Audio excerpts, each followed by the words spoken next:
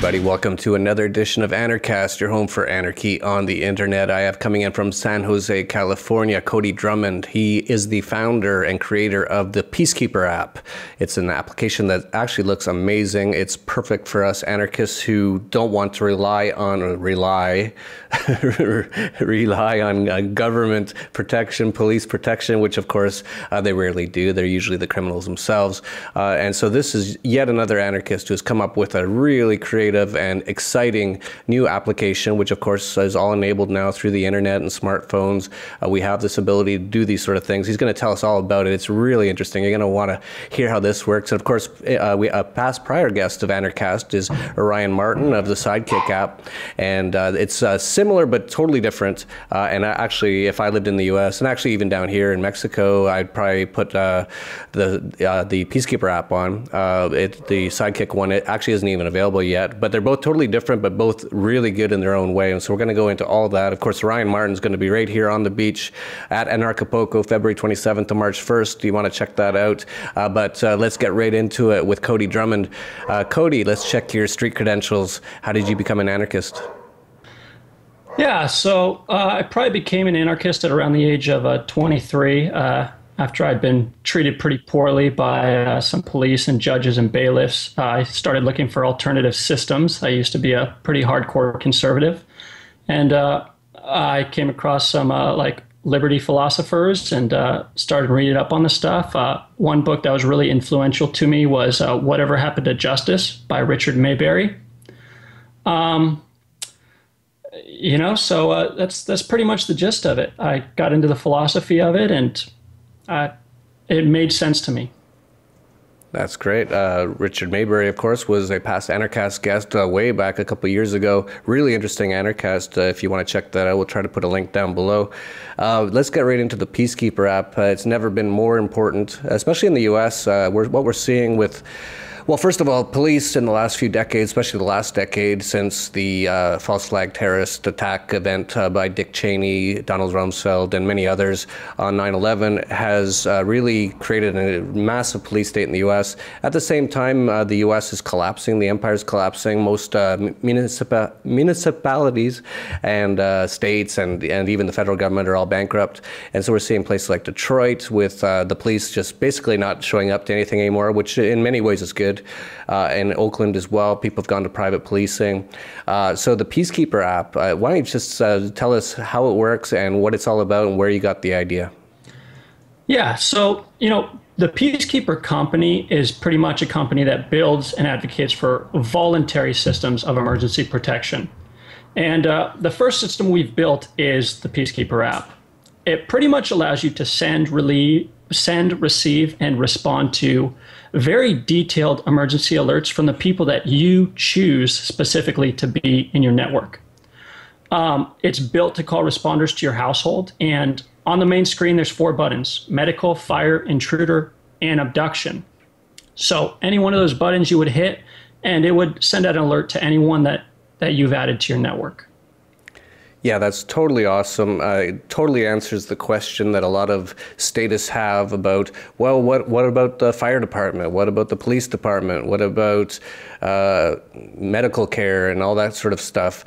Who would handle that without the government? Well, this app totally does. If you, I presume that what you would do, how would it work? So if you're in a neighborhood, let's say you're in San Jose, and you get this app, how would you connect to people in your area? Would it just be your friends, or would you go around and maybe even talk to your neighbors and ask them to put the app on their phone, or how would it work in general? Well, right now the app's geared towards kind of 3 groups of people: neighbors, friends, and family. And what you would do is you would go to the people that you trust and care about, and those are probably the people that you want to add in your network. All you need to do is get them to download the app, and then you get on there and you search for their name in the system, very similar to how you would with Facebook. You'd search for them and you'd request them as a link. And once they accept the link, you're ready to send out alerts. That's awesome. I'm going to check it out. I haven't had time to check it out. You told me that it is totally all running right now, so I'm going to check it out as soon as I get off here. But that is so great. That is, you could imagine if you knew a lot of people in your neighborhood. Unfortunately, in the U.S., many people don't know their neighbors anymore, but they really should get to know them. It's sort of an important part of a community to kind of know who's living around you. If you don't like your neighbors, that's fine, but you should at least make an introduction, say, hello, I live next door. If you got a problem, let me know, and I'll do the same. And then what's the point of even having police anymore? Of course, fire is different. Your neighbor might, with his bucket, might not be able to put out the fire, but at least there can be some help getting people out and things like that. Definitely. And if the cops don't show up and stop you from getting people out, which they have in numerous occasions in the U.S. Right. And, I'd like to get to a point on fire in a minute, but, we've kind of built two different safety nets within the app. The first one is like your friends and family. They're kind of an easy sell for the app. You can get them on board.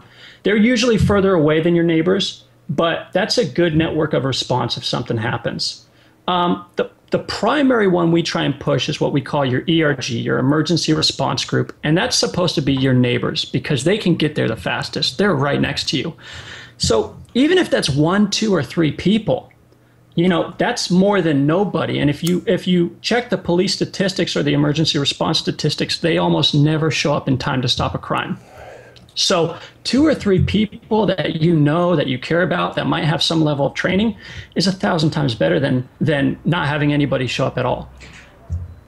Oh, absolutely. You can imagine someone's breaking into your house. If you call 911, 10 minutes, 20 minutes, you can ask Flavor Flav, sometimes an hour or two. 911 is a joke, is his old track. And like you said, they usually just show up and write down what happened. And then people feel like, oh, thank God the government was there to write down what happened after my house burned down or I got robbed.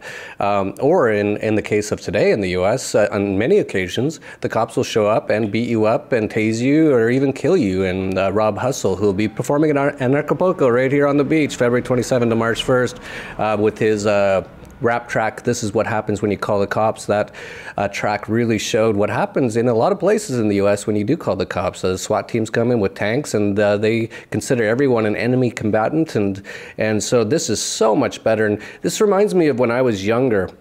I don't know if it still exists. It probably does. There used to be something called Block Watch.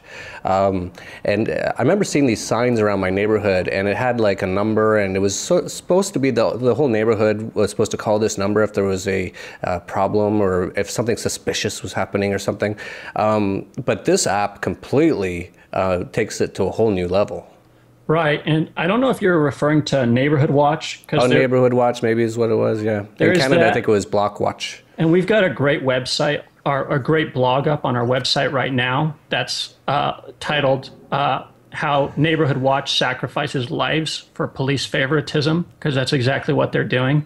And if you check it out, you'll learn that Neighborhood Watch pretty much tells people straight up from their website that they should never do anything to prevent a crime. They should always call the police. Don't ever take action yourself. And I didn't know that. I assumed it was something like the Peacekeeper App, but with telephones, but I didn't know that's how it worked. What a joke. They work hand in hand with police and government agencies, and their whole thing is they bring out police to do all their training and set up all their classes. And it's like, that's great for a criminal because, he shows up to a neighborhood that says, oh, we call the police, and he goes, oh, okay, so I got about 10 minutes to do whatever the hell I want. Might as well put a gun-free zones sticker up there too, and really invite them in. Right, but going back to agorism and anarchist solutions, going back to fire, right now it seems like on its face like we need the fire department to put out fires, but the free market's never really had a chance to get in this space. And first of all, we recommend, hey, everyone should have a fire extinguisher. It could be very useful for putting out a small fire in somebody's house or in their kitchen. I myself have put out a 15-foot bush fire with a garden hose. I was driving by somebody's house, and their house, there was a bush right next to their house on fire. It was pretty high. I didn't think I'd be able to do it, but a garden hose can actually do a lot more than you'd think. But a whole nother... Wait, I thought anarchists light the fires. They don't put out the fires. So maybe people have this word wrong. Right. Right. But a whole nother point that I've been raising, you know, back when I built swimming pools, we used to tap into fire hydrants to fill up the swimming pools. And anybody can do it. You could be an idiot and do it. It takes about less than a minute to hook a fire hose up to a fire hydrant. So why don't communities have lock boxes next to the hydrants? Why don't the neighborhood members have access to these boxes so that when something catches on fire, they can walk out there and they can tap into the hydrant. It'll take about a minute and they can start putting water on the fire. Well, people haven't been able to do this because they're so used to the government doing it. They're so used to depending on somebody to do it. It can be done very easily at a very low cost, especially if a group goes in to purchase the hose for $200. Yeah, absolutely. Down in Chile, in Santiago, all the firefighters are volunteers. And so it's a similar sort of a concept. Like you get into a taxi and you'll see he'll have a little sticker and it'll say he's a volunteer firefighter. And they all have their CBs or whatever, or even the internet or whatever they have. And if there's a fire in their area, they'll go there and fight the fires. So these things can all be handled by regular people without any sort of violence, or theft, extortion, attacks involved. And it's also simply and easily, and wouldn't that be beautiful if that's the way the world was, where communities were actually communities. Remember those old days where people actually knew their neighbors or even looked them in the eye when they see each other, walk out to their cars in the morning to go to their slave job and work to pay their taxes. And it's amazing to think about the possibilities, and it's so wonderful to see especially younger guys like yourself or Ryan Martin, coming out with these solutions. And these are the things that for decades or centuries, freedom-minded people always had to talk about is, well, how would we do this without the government? Well, all the solutions are coming out right now, and they actually exist with the Peacekeeper app. Tell us a little bit more about the app. Like, for example, medical. Is there anything special about that? Well, a couple of things that are extremely cool about the app is the amount of time it takes to send out a detailed alert, and I'll talk about that a little. So it takes about 5 seconds to send an alert out, and that alert carries all the details because you've already set up your profile on the account. So when you send out that alert, it comes with your name, it comes with your address, it comes with a picture of you, and a picture and a label of the emergency. So you'll receive all that as a responder in under 10 seconds. Think about how long it takes to explain all that to a dispatcher when you're calling 911. That's going to take a long time. It's a lot of wasted time. Now, on the receiver's end, when they receive this alert, they can do a lot of stuff with it. They can hit our On It button. It's a simple button that you hit if you're a responder, and it notifies everybody in the network that you're on it. You're on your way to help whoever's in trouble. And another thing you can do is chat back and forth and send additional details. So that's great. That's what it does currently. You know, we've got a lot of updates that we're going to be doing in the future. We have plans to really build the system out and make it even better. That's great. I just saw a headline I was mentioning to you earlier just today that part of St. Louis has just chased the police out of their area, which I think is great.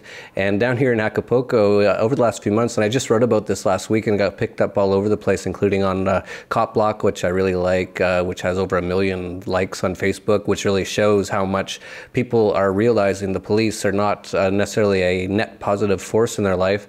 Well, they are force, but not a positive force. And here in Acapulco, I noticed that the traffic was a lot better than normal. And so I asked a friend who's lived here for about 10 years, and he said, yeah, the transit police went on strike like a month ago, and now the traffic's working so much better because people are, they'll pull up to a red light, but if there's no cars, they'll just go. And so the traffic is just flowing so much better. And then the municipal police went on strike. And what happened was everything was just so much better. Like everyone was happier. And then what happened was both the transit police and the municipal police realize their mistake. Never go on strike if you're a police officer, because what you'll do is you'll really show that you're not needed, or at least not wanted for the most part.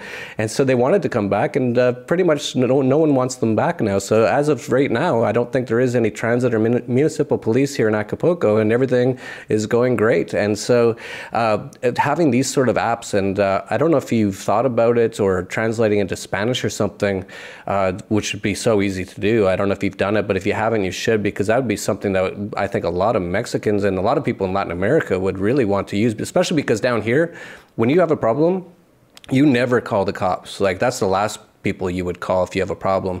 You call your family and your neighbors, and they all come in and try to fix it, and they usually do. Actually, it's really good. It's a good system, but they're using just a telephone, and everyone down here is like smartphones now.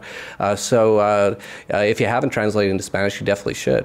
Yeah, we want to translate it in every language possible. Awesome. We're actually, people are using the app in over 20 countries right now, which is great. So we want to go Japanese. There's excitement over there. There's some excitement in China, and we want to get it everywhere. So, that will be coming along in the future.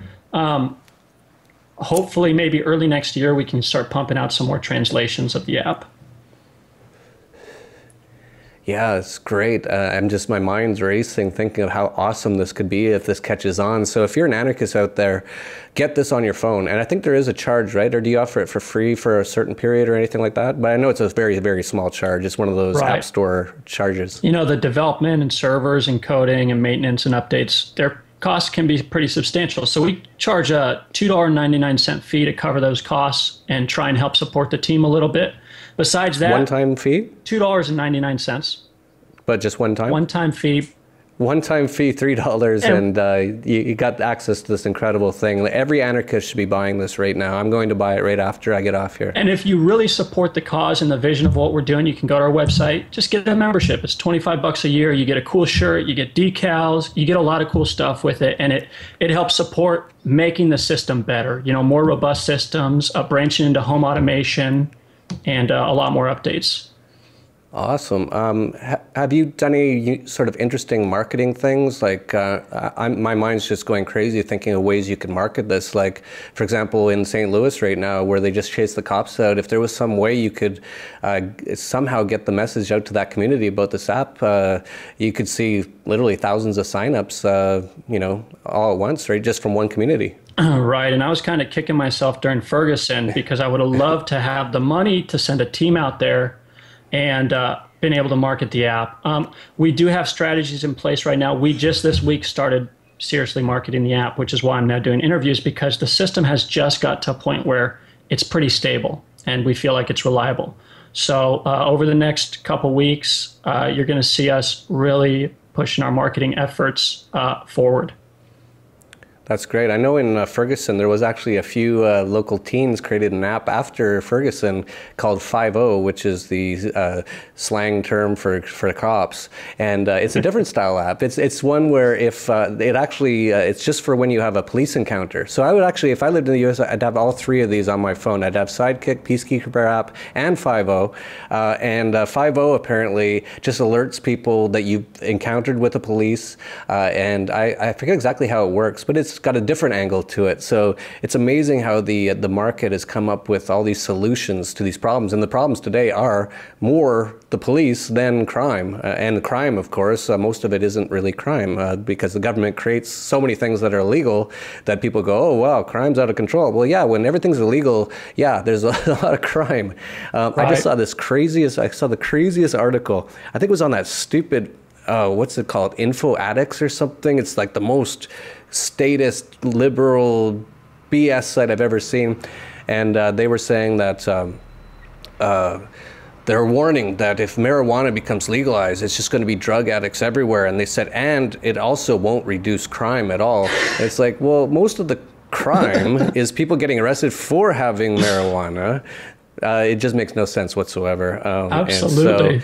And so, it's funny because I just saw an app today and I saw it in my Facebook feed and it says Hero 911 and it's a police emergency response app. Pretty much just like Peacekeeper. And at first I was like, oh, they got it. They're kind of catching on to this. But when I went to look at it, it's for police only. It doesn't allow us normal folk to send alerts to police. It only allows police to send alerts to other police.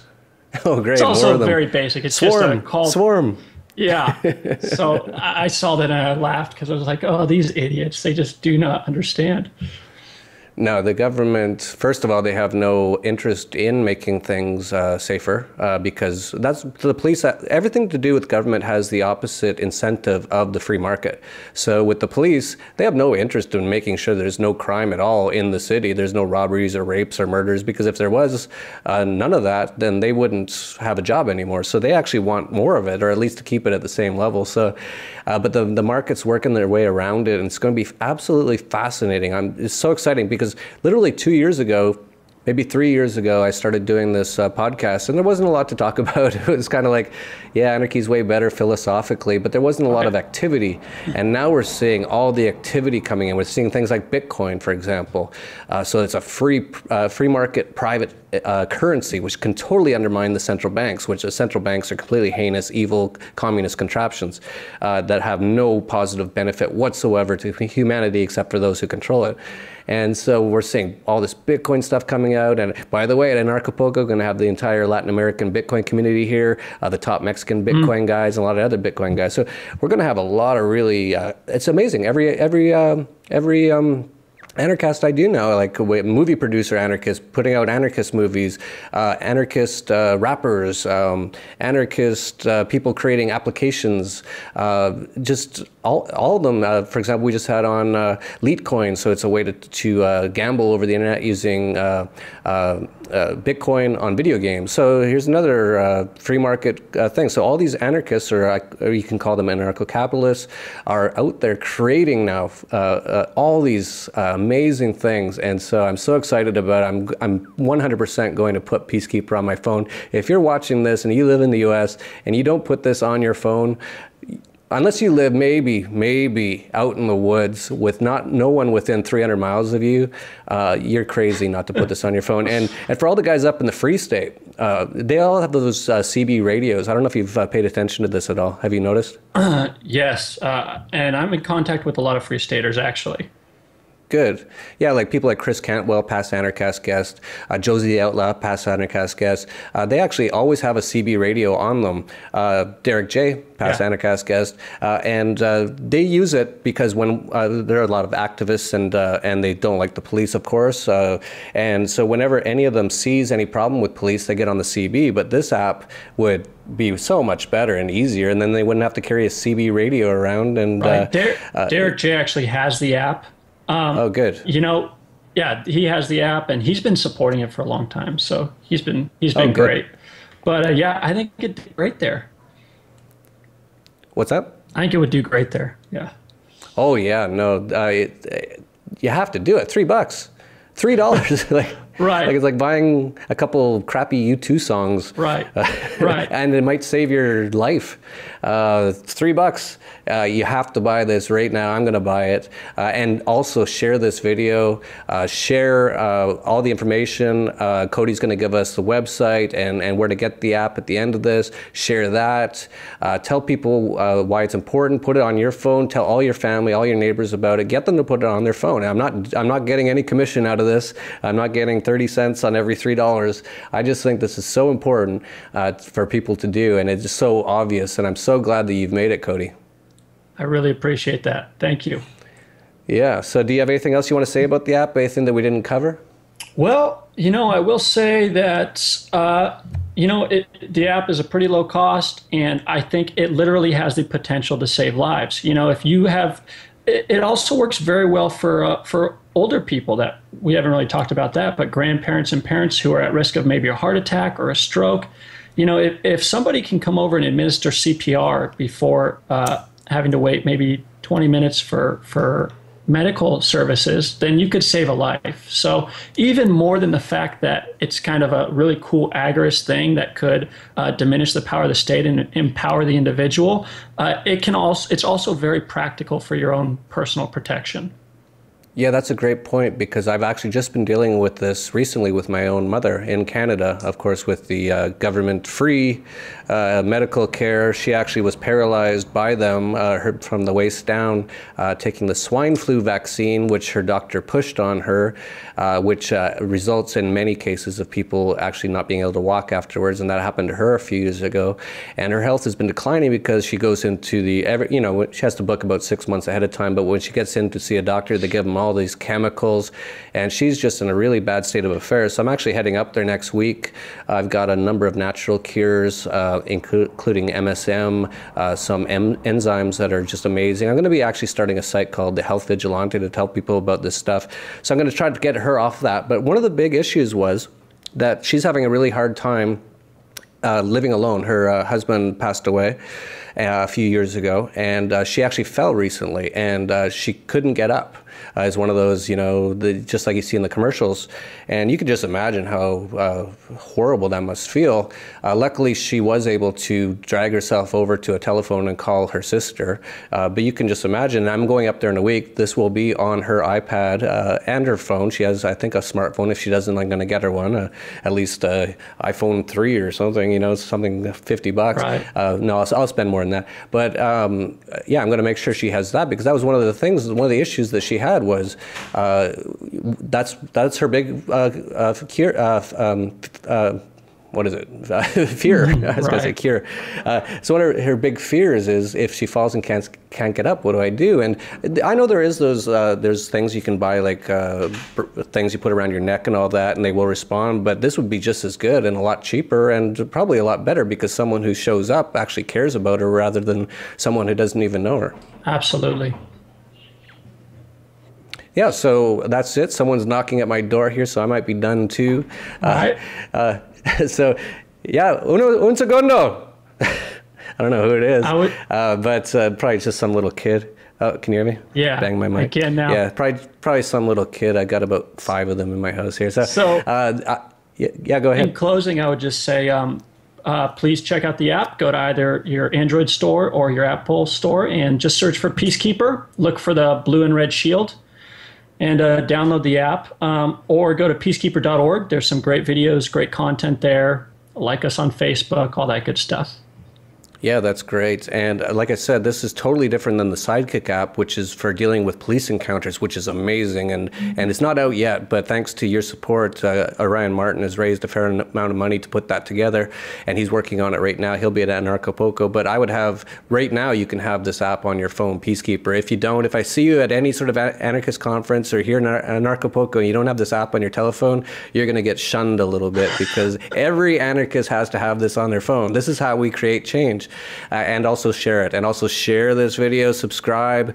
This is also how you create change. It's not that hard. You don't have to kill anybody anymore. This isn't the 1800s. To fight for your freedom, you just have to click like. Can you do that? Just click like. Is it so hard? That's all you have to do to save yourself. I can't believe people don't do it. Yeah, we're trying to make it as easy as possible to become free here, people. So that's it for Anarchast, your home for anarchy on the internet. Peace, love, and anarchy. This is Anarchast.